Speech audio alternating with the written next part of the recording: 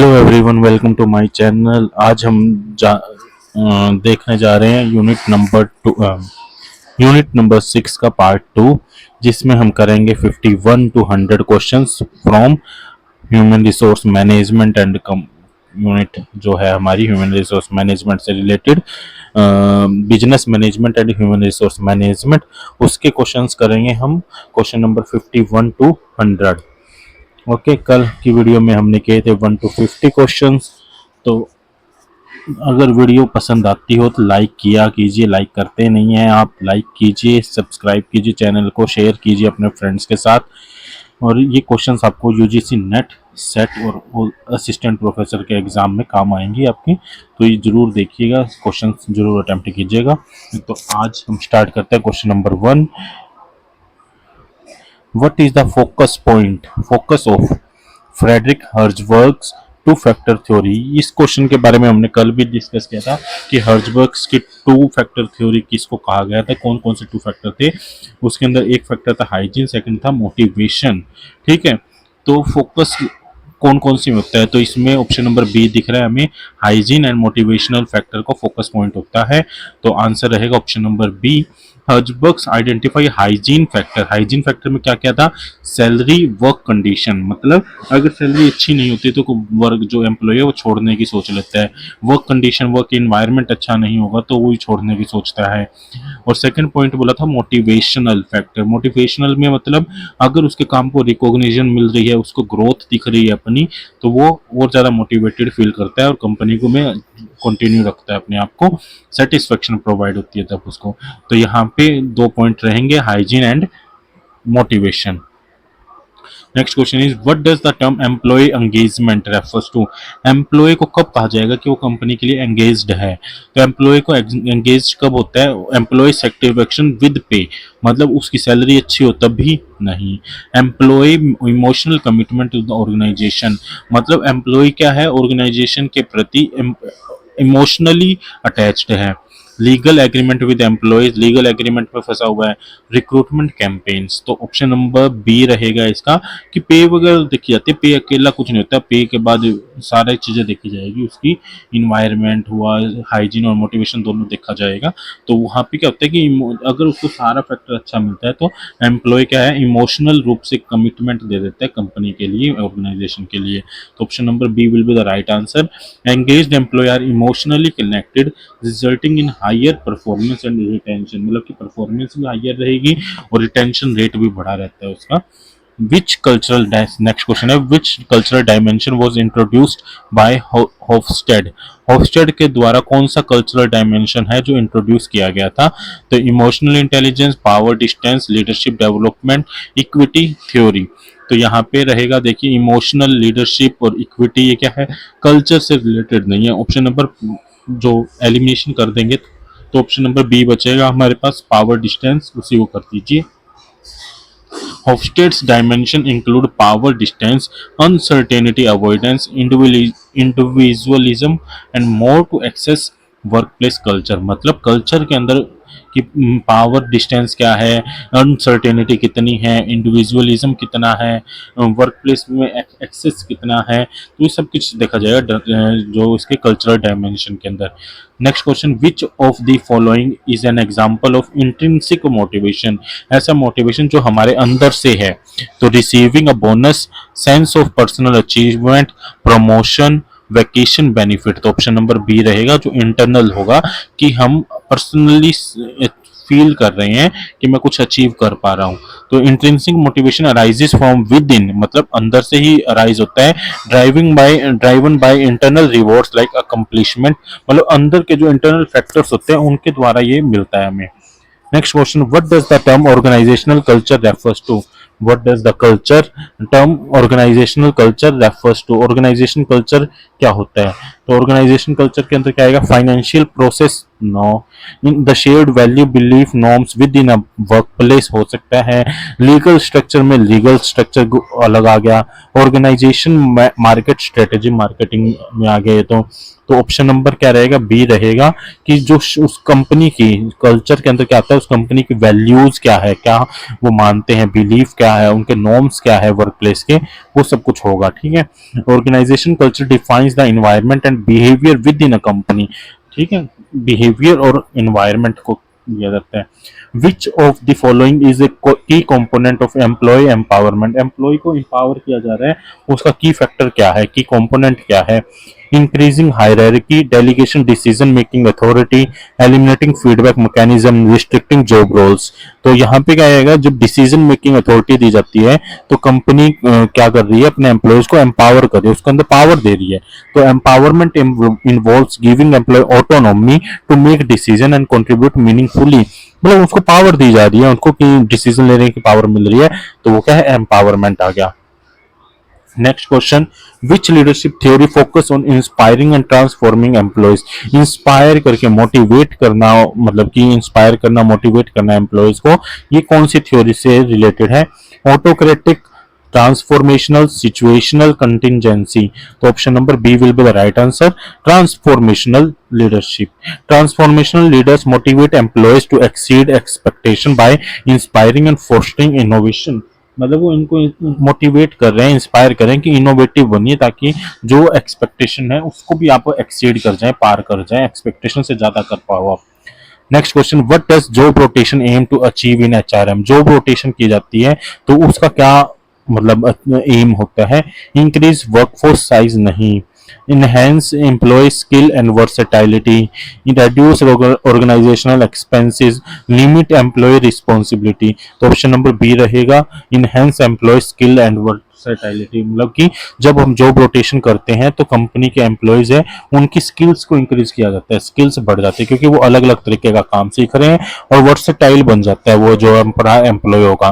तो job rotation helps employ gain diverse experiences, increasing engagement and competency, मतलब उसके अंदर इंप्रूवमेंट आ जाती है कंपनी के एम्प्लॉयज के अंदर। ठीक है, which concept refers to the ability of individual to manage their own emotions and understand others, अपने इमोशंस को और दूसरों के इमोशन को समझ पाना, कंट्रोल कर पाना, ये कौन सी एबिलिटी है, इसको कहते हैं इमोशनल इंटेलिजेंस। यहाँ रहेगा option number A, E I, emotional intelligence.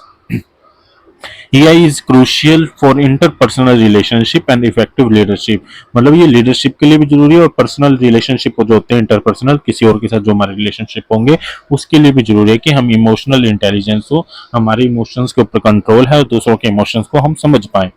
What is the primary aim of conflict management in organization, organisation के अंदर conflict management सिस्टम होता है, उसका क्या एम है, क्या है। तो पता है ये कन्फ्लिक्ट मैनेजमेंट है, तो उसका प्राइमरी एम होगा कि जो कन्फ्लिक्ट है उनको मैनेज करना, उनको करेक्ट करना, उनको रिजोल्व करना। तो ऑप्शन नंबर यहाँ ए है, अवॉइड कन्फ्लिक्ट एंटायरली, अवॉइड करना नहीं, resolve dispute constructively, impose stricter rules, foster competition. तो यहाँ ऑप्शन रहेगा option number B, to resolve dispute constructively, dispute हो जाते हैं किसी के बीच में तो उनको कंस्ट्रक्टिव वे में, कंस्ट्रक्टिव में मतलब पॉजिटिव वे में रिजोल्व करना। conflict management focuses on addressing disagreement to improve cooperation and productivity। ठीक है, next question, which HR metric measures the average time taken to fill a job vacancy, तो एक job vacancy को fill करने में average कितना time लिया जाता है, वो कौन सी एचआर मैट्रिक बताती है। Turnover rate, time to hire, recruitment efficiency, absenteeism rate. तो टाइम टू हायर मैट्रिक होगी, कौन सी होगी, time to hire metric. This metric help assess the efficiency of the recruitment process. ठीक है, next question, what is the main characteristics of transactional leadership, transactional leadership की characteristics क्या होती है। Inspire innovation, focus on reward and punishment, delegate decision making authority, focus on emotional connection.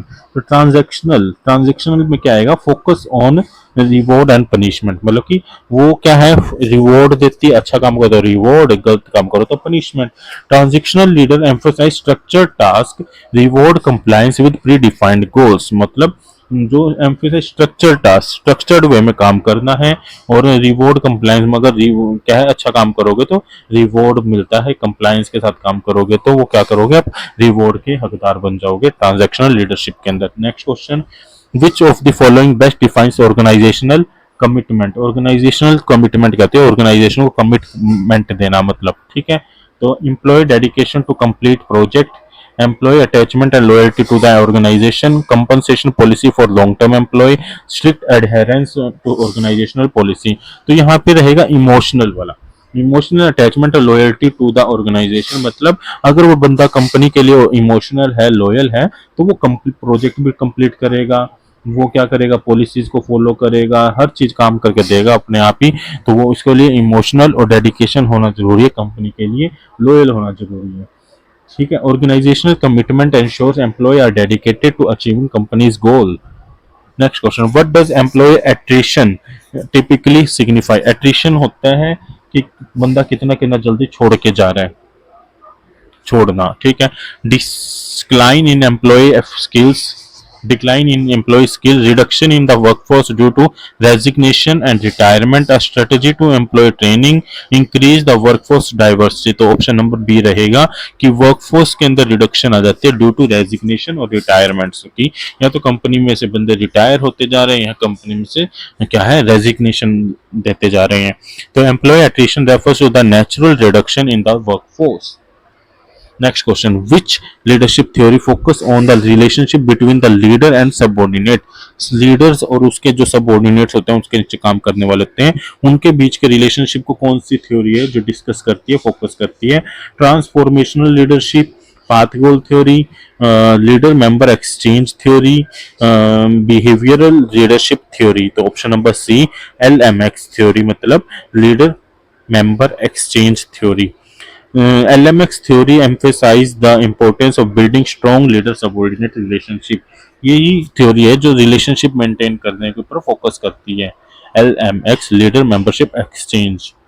Which HR practice focus on identifying and reducing unconscious bias in hiring। Hiring के time पे unconsciously जो biasness आ जाती है, उसके लिए कौन सी practice, HR practice. Workforce diversity training, succession planning, job enrichment, compensation, benchmarking. तो इसका ऑप्शन रहेगा, आंसर रहेगा option number A workforce diversity training, मतलब कि अलग अलग डाइवर्स तरीके के लोगों को लेना ही वो होता है कंपनी का गोल, तो उससे क्या है बायसनेस नहीं आएगी।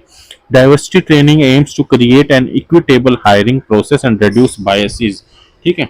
Next question, what is the primary focus of organisational behaviour. OB पढ़ रहे हैं हम, ओबी पढ़ते हैं तो उसका प्राइमरी पर्पस क्या रहेगा, फाइनेंशियल परफॉर्मेंस। ऑर्गेनाइजेशन में फाइनेंशियल नहीं होगा। Study the individual and group behaviour within the organisation, ये हो सकता है। Implementation of operational strategy, operational से रिलेटेड आ गया ये। एनालिसिस ऑफ ऑर्गेनाइजेशनल स्ट्रक्चर, ये भी हो सकता है।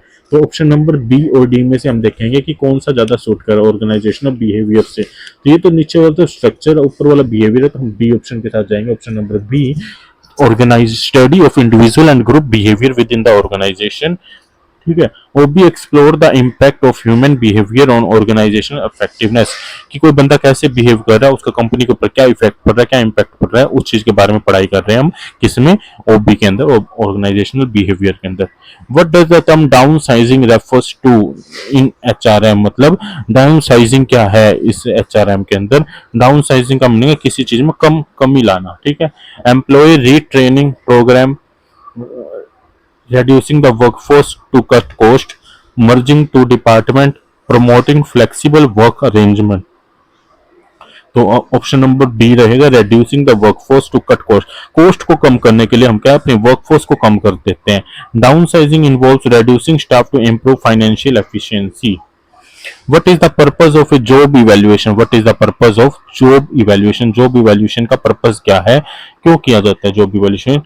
To determine training requirement, to determine training requirement, assess the value of a job for compensation purpose, analyze employee productivity to improve job satisfaction। then option number B will be the right answer, कि हम job की value को assess कर रहे हैं किसके लिए, compensation के लिए।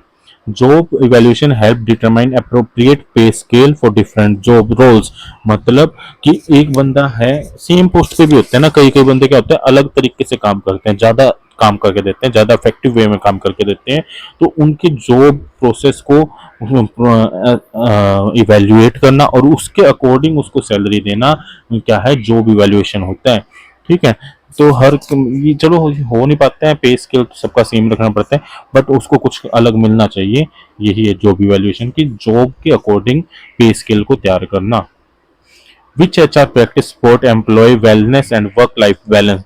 एम्प्लॉय की वेलनेस और वर्क लाइफ बैलेंस के बारे में कौन सी एचआर प्रैक्टिस बात कर रही है? Succession planning, flexible work policy, recruitment drives, performance appraisal. तो option number B will be the right answer. Policies like remote work, flexible hours, wellness programme promote work life balance. Flexible work policy है कि वो policies ऐसी है कि flexible है, change कर लेती है अपने आप को, चेंज किया जा सकता है उन पॉलिसीज को। तो ऐसी पॉलिसी क्या करती है? एम्प्लॉय की वेलनेस की ओर ध्यान दे रही है, एम्प्लॉय की वर्क लाइफ बैलेंस की ओर ध्यान दे रही है। What is the primary objective of induction training. Induction training का प्राइमरी पर्पज क्या है? इंडक्शन करना, उस चीज से मतलब कि तालमेल बिठाना इन्वायरमेंट से, कंपनी के रूल से, मतलब कि उसके अंदर इंडल्ज करवाना उसको, नए हायरिंग को। ठीक है, तो enhance technical skill, familiarize new employee with the organization to provide leadership development to improve customer service skill। तो option number B, familiarize to new employees with the organization, organisation के साथ नए एम्प्लॉयज को familiarize करना, मतलब कि उनको मिलवाना organisation से, उसको बताना ऑर्गेनाइजेशन के बारे में। Induction training introduce new hire to, introduction देना। ठीक है, induction training introduces new hires to company policies, culture and their roles. ठीक है, which recruitment method focus on hiring candidate internally. कौन सा फोकस मतलब रिक्रूटमेंट मेथड है जो कंपनी को इंटरनली हायर किया जाता है, मतलब कि जो अंदर बंदे हैं उन्हीं से ऊपर वाली सीट को फिल करवाते जाना। तो वो कौन सी हायरिंग टेक्निक है? तो वो इंटरनल हायरिंग होगी। तो option number C, internal recruitment. ठीक है, internal recruitment involve filling vacancies with current employees, जो आज कंपनी में काम कर रहे हैं उनसे ही उनको प्रमोट कर दिया जाए, उन्हीं से वो सीट को फिल किया जाए, उसको कहते हैं internal recruitment. What is the की principle of transformational leadership. Transformational leadership के अंदर क्या होता है, मतलब कि की प्रिंसिपल क्या है? उसमें हमने पढ़ा था कि इंस्पायर करना, मोटिवेट करना, ये चीजें आती है। तो option number B, empowering and inspiring employ. Company क्या, जो एम्प्लॉयर है या सीनियर है, वो अपने सबऑर्डिनेट को इंस्पायर करते हैं, एम्पावर करते हैं। तो वो कौन सी लीडरशिप होती है? Transformational. Transformational leaders motivate employ by fostering innovation and commitment. which type of interview is more structured and focuses on specific job related scenario। मतलब कि जॉब रिलेटेड इंटरव्यू किसको कहा जाएगा कि स्पेसिफिक जॉब पोस्ट के लिए इंटरव्यू लिया जा रहा है? Behavioural interview, informal interview, stress interview, panel interview. तो ऑप्शन नंबर ए रहेगा कि हम उसका बिहेवियर चेक कर रहे हैं कि उस जॉब पोस्ट के अकॉर्डिंग है या नहीं है। तो behavioural interview assess candidate based on past experience and action, मतलब उसका माइंड सेट चेक कर रहे हैं कि उस पोस्ट के लायक है या नहीं, तो उसको कहते हैं behavioural interview. Which method is use to analyse training needs within an organisation. एक ऑर्गेनाइजेशन के अंदर ट्रेनिंग की नीड है, वो कौन सा मेथड पता करके बताता है? SWOT analysis, training need analysis, workforce planning, succession planning. तो हमें ना भी आता है तो साफ साफ दिख रहा है कि सक्सेशन प्लानिंग हम पढ़ चुके हैं कल की वीडियो में। वर्कफोर्स प्लानिंग भी हमें पता है कि वर्कफोर्स कितनी चाहिए, उसकी प्लानिंग करना। SWOT एनालिसिस होती है strength, weakness, opportunity and threats का एनालिसिस। तो ट्रेनिंग से रिलेटेड क्या है? ट्रेनिंग की नीड का एनालिसिस करना है कि कितनी ट्रेनिंग की हमें नीड है। तो TNA, training need analysis, identified skills gap, कि कितना स्किल गैप है, डिटरमाइंस ट्रेनिंग रिक्वायरमेंट। ठीक है, what is the key characteristics of autocratic leadership. Autocratic होता है सेंट्रलाइज्ड जो होता है। तो option number A is participative, तो इसके अंदर तो सारे पार्टिसिपेटिव है। सेंट्रलाइज्ड अथॉरिटी, हाँ, option number B will be the right answer, centralised authority. Autocratic leaders make decision independently expect compliance, मतलब वो अपने आप ही डिसीजन ले लेगा और बाद में एक्सपेक्ट करता है कि लोग उसके डिसीजन को कंप्लायंस करें, उनके डिसीजन को फॉलो करें। विच type of training is conducted away from the work place. Work place से बाहर कैसी ट्रेनिंग है जो की जाती है? तो वो होती है on job, off job, mentoring, job rotation. तो ऑफ जॉब ट्रेनिंग जो होगी वो out of the workplace की जाती है। Off job training occurs in a setting outside the place such as workshop and seminars off the job. ठीक है, which term refers to the fairness of the selection process in recruitment, मतलब कि कौन सा term है जो fairness को बताता है कि रिक्रूटमेंट प्रोसेस के अंदर सिलेक्शन के अंदर फेयरनेस है। Validity, reliability, selection ratio, benchmarking. तो देखिए ऑप्शन नंबर सी और डी तो कट ही कर दीजिए। वैलिडिटी और रिलायबिलिटी के अंदर हमें फर्क रखना पड़ेगा। तो validity measures how accurately a selection method assess job related criteria. Validity होती है जो कि फेयरनेस करेगी कि कितना एक्यूरेटली हमने सिलेक्शन किया है, वो मेथड जो अभी हमने यूज किया कितना एक्यूरेटली उसने जॉब की रिक्वायरमेंट को एसेस किया और उसके हिसाब से सिलेक्शन हुआ। Next question, which training method use simulation to mimic real world job scenario, कि रियल वर्ल्ड जॉब सिनेरियो को सिमुलेट किया जाता है, कौन सी ट्रेनिंग मेथड है? Classroom training, experimental, simulation training, coaching. तो सिमुलेशन ट्रेनिंग आएगा। What is the main goal of employ retention programme, जो रिटेंशन के लिए मतलब कि एम्प्लॉय को रोक के रखने के लिए जो प्रोग्राम किए जाते हैं उनका मेन गोल क्या है? Increasing recruitment budget, reducing turnover and retaining talent. हाँ जी, यही रहेगा कि टर्नओवर को रिड्यूस कर देना, कि रोज कंपनी के एम्प्लॉय छोड़ के जा रहे हैं, रोज हमें नए लाने पड़ रहे हैं, नहीं, इसको रिड्यूस करना है। रिटेनिंग टैलेंट, टैलेंट को रिटेन करके रखना मतलब बचा करके रखना है, टैलेंट को हमारी कंपनी से जाने नहीं देना। Retention programme aim to create a supportive environment to keep employ engaged and satisfied. Retaining programme का काम ये होता है, कई कई इंस्टीट्यूट क्या है जो रिटेनिंग प्रोग्राम नहीं कर पाते हैं, जो अच्छे एम्प्लॉयज है उनको एंगेज करने में नाकामयाब हो जाते हैं, तो वो जो अच्छा एम्प्लॉय है अनसेटिस्फाइड फील करके एक दिन ऐसा आता है कि वो छोड़ के चला जाता है। तो जो है टर्नओवर को कम करने के लिए, रिटेन करने के लिए रिटेंशन प्रोग्राम चलाना चाहिए कंपनी के द्वारा, इंस्टीट्यूट के द्वारा, हर एक जगह होना चाहिए। What is the primary purpose of performance management system, performance management system का प्राइमरी पर्पस क्या है? क्या प्राइमरी पर्पस है? To evaluate and enhance employee performance, evaluate, enhance performance. तो ऑप्शन नंबर यही सही रहेगा इसका, कि हम क्या कर रहे हैं? इवेल्युएट कर रहे हैं, इनहेंस कर रहे हैं एम्प्लॉय की परफॉर्मेंसेस को। ठीक है। Performance management involve assessing and improving employ contribution to organisational goal. ठीक है। Next question, which act regulate trade unions in India, trade union से रिलेटेड कौन सा एक्ट है? The trade union act 1926। देखिए ये नाम से ही वैसे तो पता चल रहा है, मगर पेपर के अंदर ऐसा कुछ आ जाता है तो हमें ईयर्स के ऊपर ज्यादा फोकस रखना है। ट्रेड यूनियन के लिए कौन सा एक्ट है? The trade union act, but उसका ईयर हमें ध्यान रखना कि 1926 है। कौन सा है? 1926। Which type of appraisal focuses on comparing employees performance against each other, मतलब कि which type of appraisal focuses on comparing employee, कि दो एम्प्लॉय को कंपेयर करके अप्रेजल दिया जा रहा है, तो कौन सा टाइप है? Self appraisal, peer appraisal, forced ranking, 360 degree feedback. तो 360 डिग्री फीडबैक के बारे में हम कल पढ़ चुके हैं। सेल्फ अप्रेजल होता है कि अपने आप को अप्रेज किया जा रहा है। पीयर अप्रेजल हम अपने साथ वालों को अप्रेजल कर रहे हैं। फोर्स्ड रैंकिंग का मीनिंग क्या है? कि रैंकिंग करते हैं कि एक ग्रुप है उसके अंदर कौन किस रैंक पे है, तो उसके अकॉर्डिंग उसको अप्रेजल दिया जाए। Next question, what is the primary aim of industrial relation, industrial relation का प्राइमरी फोकस क्या होता है, एम क्या होता है? तो कॉन्फ्लिक्ट मैनेजमेंट अमंग एम्प्लॉयज, नहीं, harmonious relationship between employer and employees. हाँ जी, जो इंडस्ट्रियल रिलेशन है वो क्या बताते हैं कि जो एम्प्लॉयर है जो एम्प्लॉय है उनके बीच में जो है रिलेशन हार्मोनियस होना चाहिए, मतलब अच्छे रिलेशन होने चाहिए। तो option number B will be the right answer. Next question, which performance appraisal method use predetermined criteria for evaluation, criteria predetermined होते हैं उसको यूज करके कौन सा अप्रेजल होता है? Graphic rating scale, critical incident method, behaviourally anchored rating scale, checklist method. तो option number C will be the right answer, कि behaviourally anchored rating scale BARS, BARS evaluate employ based on specific behaviour linked to job performance, job की performance से related behaviours को उसमें appraisal दिया जाता है, मतलब कि जो अप्रेजल उसको वेल सूटेड रहेंगे। Next question, which of the following is A characteristics in of grievance redressal system, characteristics क्या है? ग्रीवियंस, ग्रीवियंस रिड्रेसल है तो ग्रीवियंस ही रिजॉल्व करने हैं।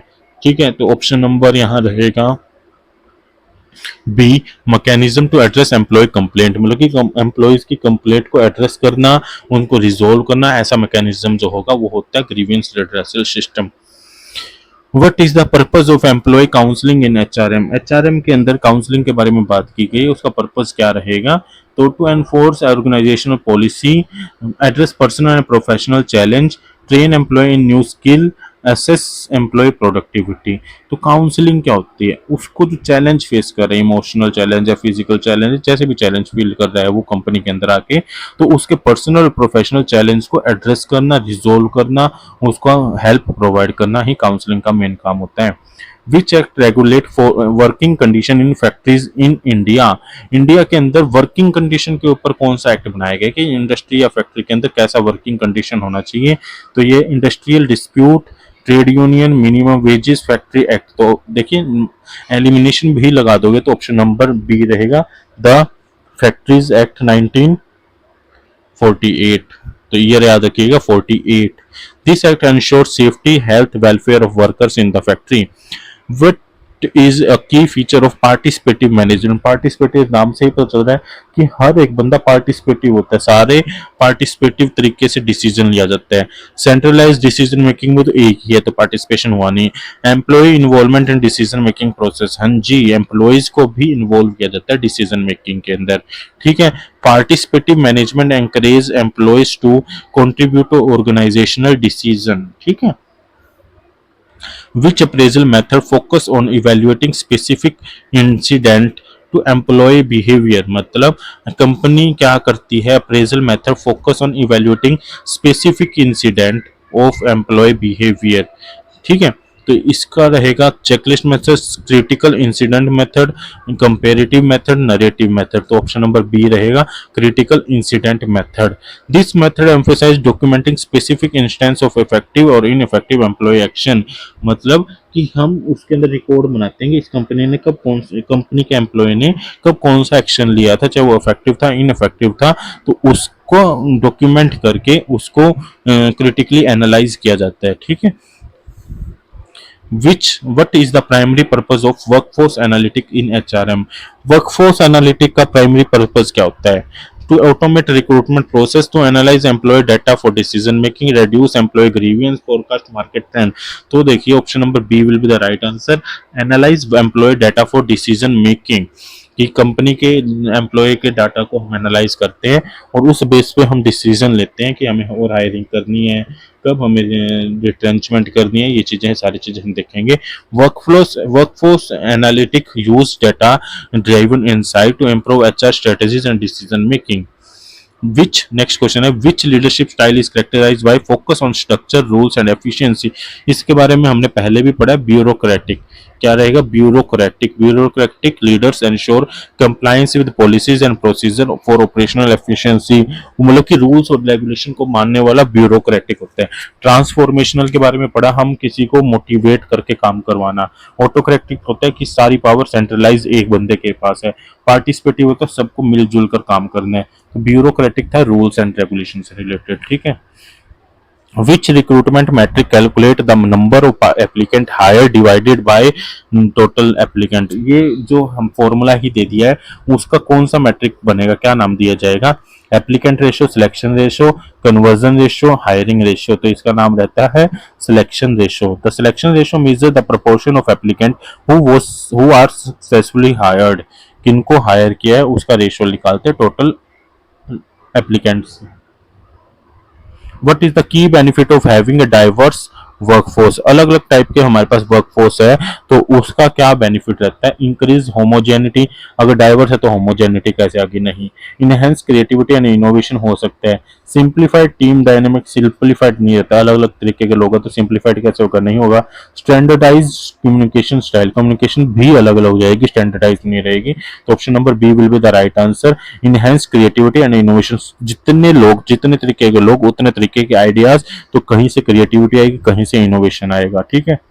Next question, which term describe the process of merging HR strategies with organisational goals? इसके बारे में हमने पहले वाली वीडियोस में भी पढ़ा है कि ऑर्गेनाइजेशन गोल के साथ एचआर स्ट्रेटेजीज को जब मिक्स किया जाता है उसको कहते हैं स्ट्रेटेजिक HRM, मतलब strategy plus HRM, strategic HRM, option number B.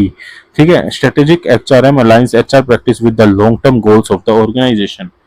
Next question, what does the acronym SMART stand for? SMART जो है उसकी फुल फॉर्म क्या होती है? गोल सेटिंग के लिए होता है स्मार्ट, गोल सेटिंग होती है ये। तो स्मार्ट की फुल फॉर्म पूछिए तो एस फॉर स्पेसिफिक, कि आपका जो गोल है स्पेसिफिक होना चाहिए। ठीक है। एम फॉर मीजरेबल, मीजर कर सकते हो कि इतना काम करना है, इतना नहीं करना है, इतना टारगेट है, मीजर किया जा सके। ए फॉर अचीवेबल, ऐसा गोल हो जो अचीवेबल हो, ये नहीं है कि अनअचीवेबल ही हो। आर फॉर रियलिस्टिक होना चाहिए। T for time bound, time fix जरूर कीजिए, टाइम फिक्स होगा तभी वो टाइमली आप काम कर पाओगे। तो एक्रोनिम है SMART, specific, measurable, achievable, realistic, time bound. Next question, which type of decision making is characterized by consulting team members before making a decision? तो यहाँ पे पार्टिसिपेटिव भी आ सकता है, मगर ऑप्शंस देखते हैं हम। अथॉरिटेटिव मतलब कि वो बंदा अथॉरिटी चला रहा है अपनी। कोलैबोरेटिव, हाँ जी कोलैबोरेट हो सकता है। इंट्यूटिव, अपने अंदर की फीलिंग के साथ काम करना। नेक्स्ट है रैशनल, रैशनल होकर बात करना तो नहीं, ऑप्शन नंबर बी रहेगा। Collaborative decision making involve seeking input from multiple stakeholder, अलग लोगों से इनपुट लेकर के हम डिसीजन मेकिंग करते हैं, तो उसको कहते हैं collaborative decision making. Next, which organisational strategy focus on acquiring specialised skill temporarily, temporary base पे किसी स्किल को हायर करना, वो कौन सी स्ट्रेटेजी है? Permanent hiring, contingent hiring, employ retention programme, succession planning. देखिए option number A C D तो नाम से ही पता चल रहा है कि इसके साथ कोई मिलजुल नहीं है, तो ऑप्शन नंबर बी कर दीजिए। तो contingent staffing is used to hire temporary and contract worker for specific roles। ठीक है, कंटिजेंट का क्या था? Situation based. ठीक है। Which law governs maternity benefit for women employee in India? तो वुमेन के अंदर जो मैटरनिटी लीव, मैटरनिटी वाली जो चीजें हैं, उसके लिए कौन सा लॉ बनाया गया कंपनी के लिए? तो the maternity benefit act, the maternity benefit act 1961। This act ensure maternity leave benefit for women employed, कि जब लड़की जो वीमेन है माँ बनती है तो उस टाइम उसको लीव दी जाती है, पेड लीव मिलती है, उसके लिए एक्ट है ये maternity benefit act 1961। Which tool is commonly used for organizational performance evaluation across financial, customer and internal process? Which tool is commonly used for organizational performance evaluation across financial, customer and internal process? कि company का overall performance का evaluation करने के लिए कौन सा tool होगा? PEST analysis, balance score card, स्वोट एनालिसिस, पैरेटो का चार्ट। तो option number B, balance score card, हर चीज का बैलेंस लेके चल रहे हैं हम। The balance score card evaluate performance from multiple perspective to achieve strategic objective, main objective को अचीव करने के लिए हम अलग अलग पर्सपेक्टिव, अलग अलग परफॉर्मेंस को साथ लेकर चलते हैं बैलेंस स्कोर कार्ड के अंदर ही। ठीक है, तो यहाँ होता है हमारा आज का आखिरी क्वेश्चन। टोटल 51 to 100 मतलब कि 50 क्वेश्चंस कंप्लीट। अगर आपको ये वीडियो पसंद आई हो तो चैनल को सब्सक्राइब कीजिए, बेल आइकन को प्रेस कीजिए, वीडियो को लाइक कीजिए, कमेंट करके बताइए कि कौन सी थ्योरी किस चीज़ के ऊपर या स्पेसिफिक वीडियो आपको चाहिए, तो उसको जरूर बताइए। ठीक है, तो चलिए मिलते हैं नेक्स्ट वीडियो में।